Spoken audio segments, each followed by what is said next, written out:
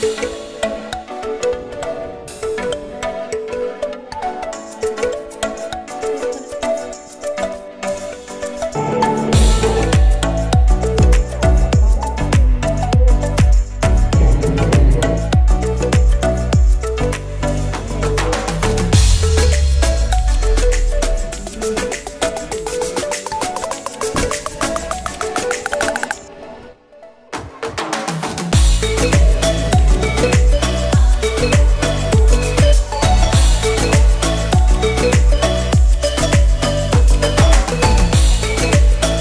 And welcome back to my channel. तुम्हा सर्वांचं माझ्या यूट्यूब चॅनलमध्ये खूप खूप मनापासून स्वागत आहे।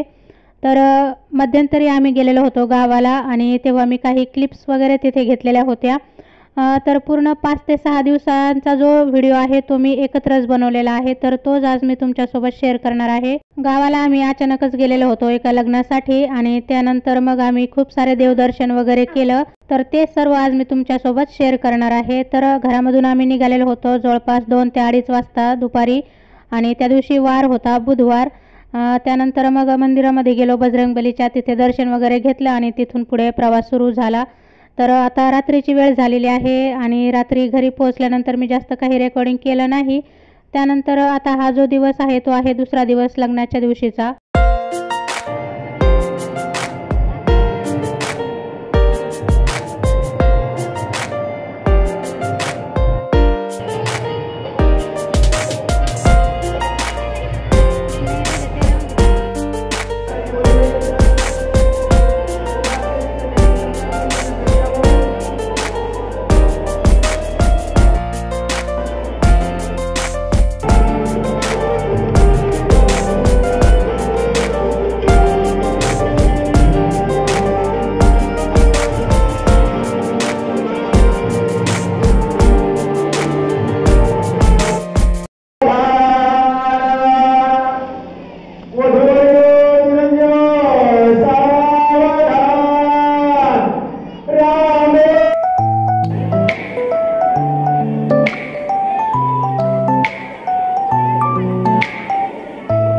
त्यानंतर आता ही जी क्लिप आहे ती आहे 4थ्या दिवशीची, म्हणजे बुधवारी आम्ही गावाला गेलो, गुरुवारी लग्न होतं, एक शुक्रवारचा दिवस गेला आणि शनिवारची ही क्लिप आहे।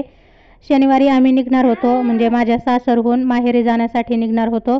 तर मग जाताना आम्ही खूप सारे चिक्कू आणि लिंबू इथं तोडून घेतलेले आहेत। हे सर्व आमचे घरचे लिंबू आणि चिक्कू आहेत।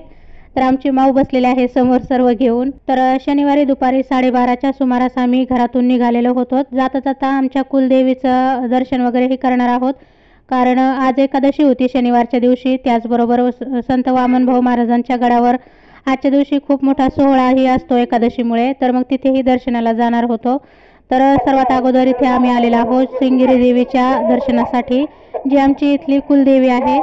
आणि आम्ही जेव्हाही केव्हा गावाला येतो ना, तर नेहमी इथं दर्शनासाठी येतो। मी खूप साऱ्या व्हिडिओमध्ये तुमच्यासोबत शेअरही केलेला आहे।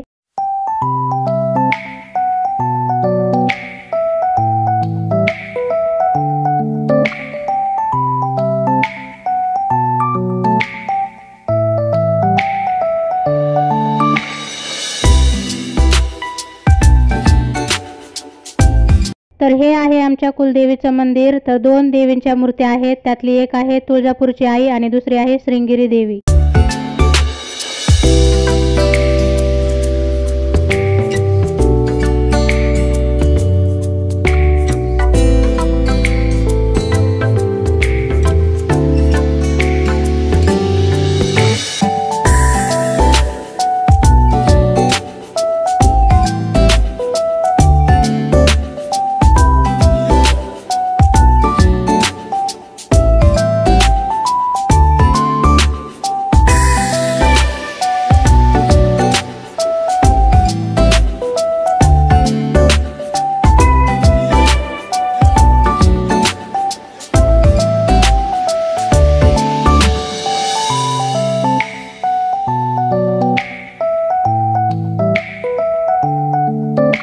हे जे मंदिर आहे ते खूप उंचावरती आहे, डोंगराच्या मध्यभागी, आणि तिथं मंदिरामध्ये दर्शन घेतल्यानंतर मंदिराच्या पाठीमागच्या बाजूला गेल्यानंतर तिथेही खूप सारे संसार जे असतात ना, दगडाच्या माध्यमातून अशा पद्धतीने रचून ठेवले जातात, जे तुम्ही मगाशी पाहिले असतील। तर मंदिराच्या वरती गेल्यानंतर सर्व सभोवतालचा जो परिसर आहे ना तो अशा पद्धतीने दिसतो, पाहू शकता तुम्ही इथं. आणि इथे दर्शन करून झाल्यानंतर मग इथूनच पुढे रोड जातो गडावरती जाण्यासाठी.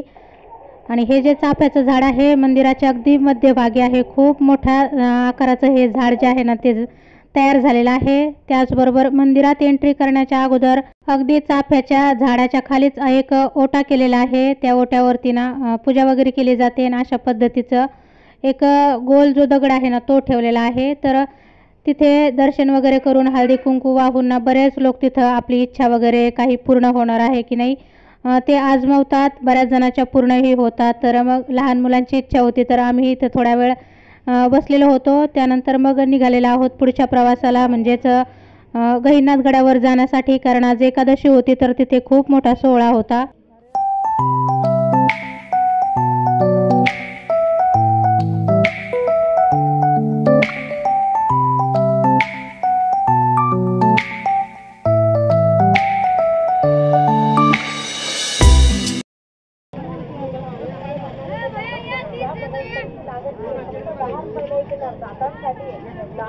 नाही किडत नाही खनकत नाही तोंडाचा दुर्गंध वास येत नाही तंबाखू गुटख्याचे काळे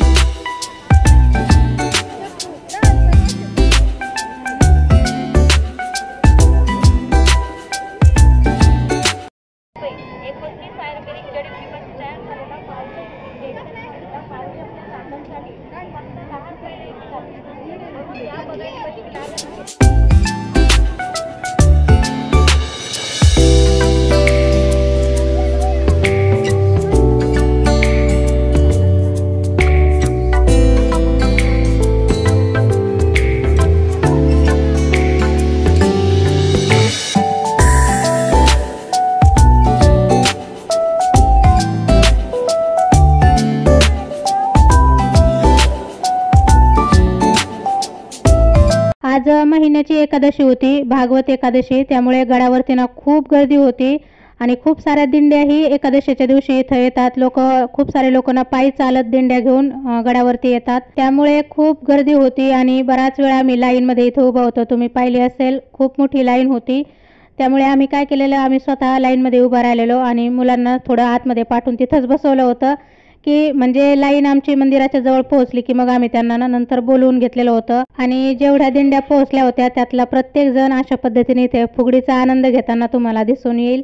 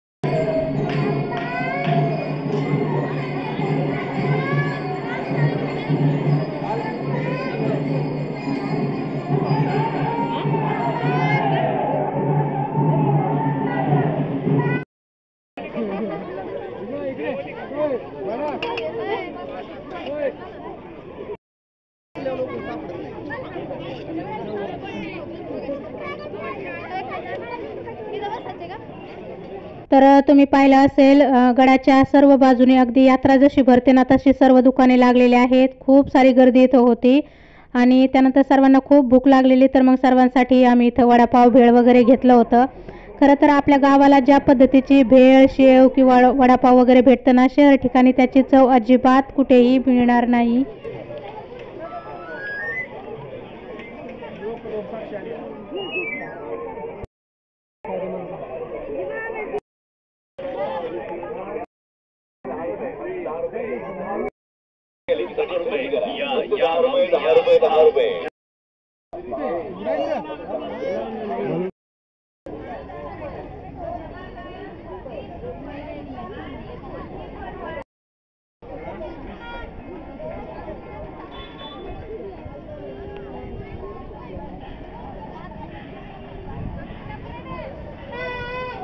गडावर दर्शन करून झाल्यानंतर मग आम्ही निघालेलो होतो पुढच्या प्रवासाला, म्हणजे माझ्या माहेरी जाण्यासाठी. तर रस्त्यातच मोठा देवीचंही मंदिर लागतं, तर मग खूप दिवस झालेले आम्ही मोठा देवीला गेलो नव्हतो, तर मग तिथेही आम्ही दर्शन करण्यासाठी गेलो. आणि जेव्हा आपण गावाकडे प्रवास करत असतो ना, आपल्याला गावाकडचे रस्ते वगैरे, तिथं उगवलेली झाडे, त्याचबरोबर शेतामध्ये लावलेले सर्व ज्वारी, बाजरी, गहू काय असेल ना ते दिसतं, तर खूप छान वाटतं गावाकडे प्रवास करायला. तर आम्ही इथं पोहोचलेलो आहोत मोठा देवीच्या मंदिराच्या जवळ. तर तिथली मी जी काही रेकॉर्डिंग घेतलेली आहे ना, ती तुमच्यासोबत इथे मी शेअर केलेली आहे.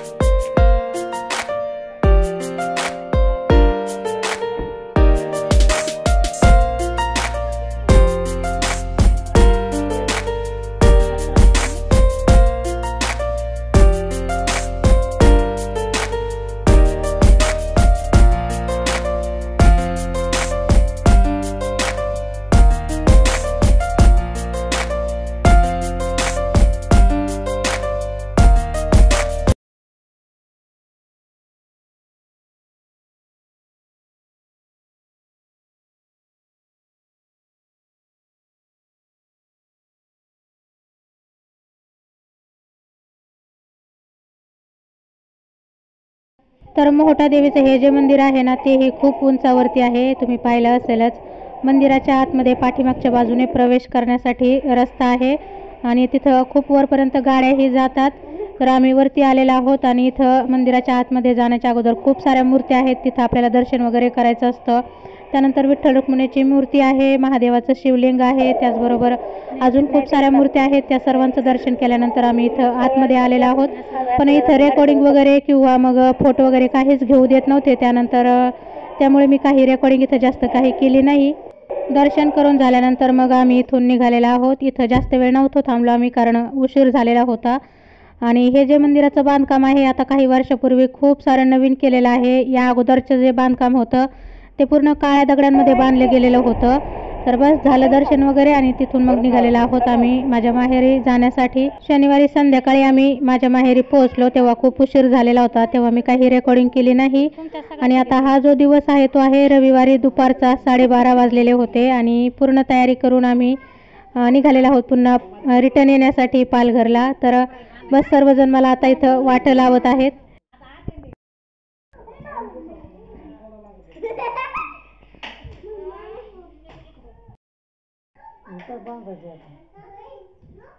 बांधा त्यांना मांजर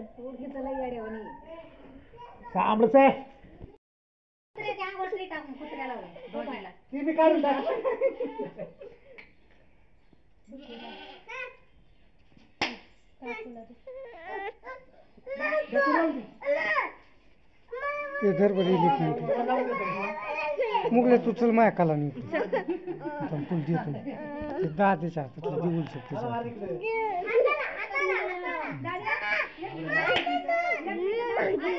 हम लोग देते तो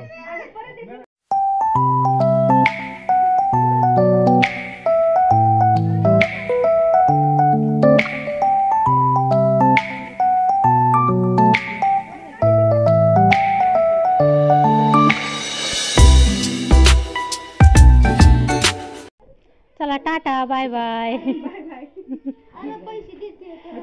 दादा चालला भी आता गावाला तू प्रॅक्टिस करायला नाही काय जमानी जा या काही ठिकाणी जेवण करा. बाजारातले गर्दी असते दोन घेतलं तर आहेत आहेत.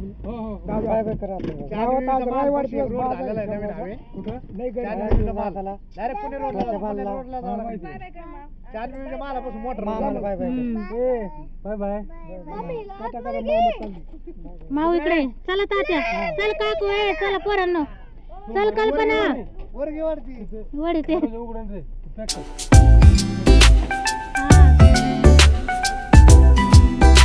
येताना आम्ही नाशिक मार्गे आलो, त्यामुळे त्या बाजूला ना शनी शिंगणापूरचं मंदिर लागतं.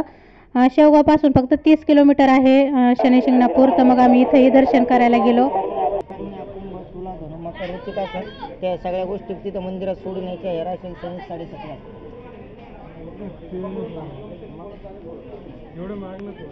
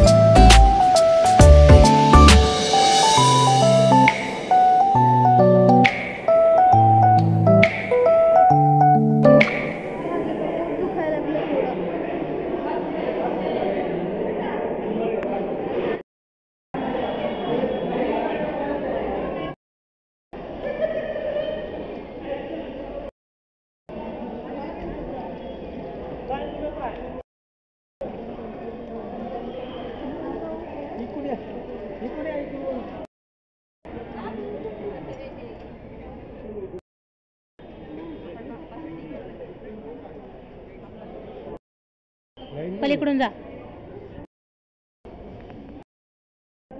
अरे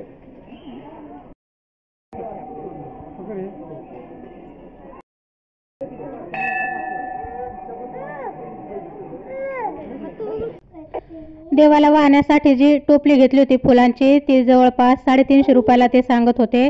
त्यामध्ये सर्व साहित्य ते देत होते, पण आम्ही ते सर्व काही नाही घेतलं. फक्त फुलं वगैरे असं 100 रुपयाचं त्यांच्याकडून घेतलं आणि पुढे आल्यानंतर तीच टोपली 50 रुपयामध्येही मिळत होती. तर असं म्हणजे काही ठिकाणी जास्त भाव, काही ठिकाणी कमी भाव असं ते देत होते. तर मग इथं आलेला आहोत आम्ही तेल वाहण्यासाठी आणि जे काळे तीळ वगैरे असतात ना ते वाहण्यासाठी इथं केलेलं आहे अशा पद्धतीने. तर तिथं आम्ही तीळ वगैरे आणि तेल वाहिलेलं आहे. आणि जर आपल्याला आतमध्ये जाऊन शनीच्या वरती जर तेलाचा अभिषेक वगैरे करायचा असेल तर पूर्ण 500 रुपयाची पावती इथे फाडायला लागत होती. तर मग आम्ही अलीकडल्या बाजूला तेल तीळ जे होतं ना ते सर्व वाहिलेलं आहे.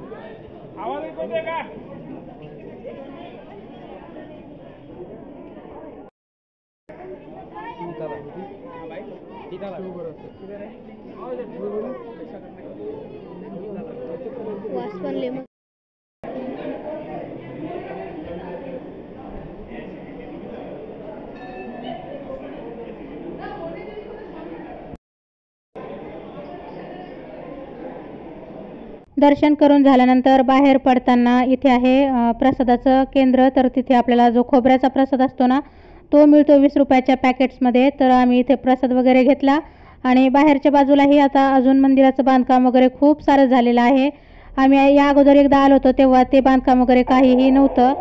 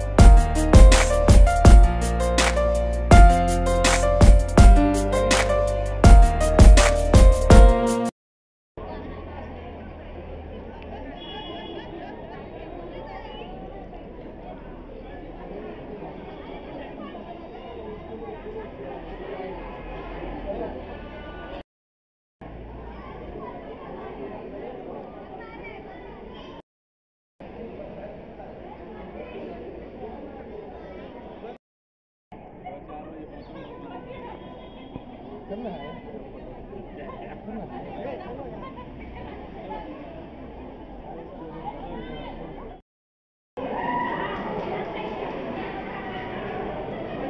इथे आम्हाला शनी शिंगणापूरमध्येच 4 वाजलेले होते संध्याकाळचे. त्यानंतर मग आम्ही तिथून निघालो पालघरला रिटर्न येण्यासाठी. त्यानंतर मी काही रेकॉर्डिंग वगैरे केलीच नाही, त्यामुळे तुमच्यासोबत ते मी काही शेअर करू नाही शकले. त्यानंतर इथे आम्ही घरी पोहोचलेलो आहोत. 11:15 11:30च्या दरम्यान संध्याकाळी आम्ही घरी पोहोचलो आणि गावाकडून येताना आम्ही एवढं सर्व साहित्य घेऊन आलो होतो. तर बस ते सर्व इथं ठेवलेलं आहे आणि याचबरोबर मी या व्हिडिओचाही इथे एंड करते. तुम्हाला व्हिडिओ आवडला असेल तर चॅनलला लाईक, शेअर आणि सबस्क्राईब करायला विसरू नका. पुन्हा भेटूया नवीन एका व्हिडिओमध्ये. तोपर्यंत सर्वांना बाय बाय, शुभरात्री आणि श्री स्वामी समर्थ.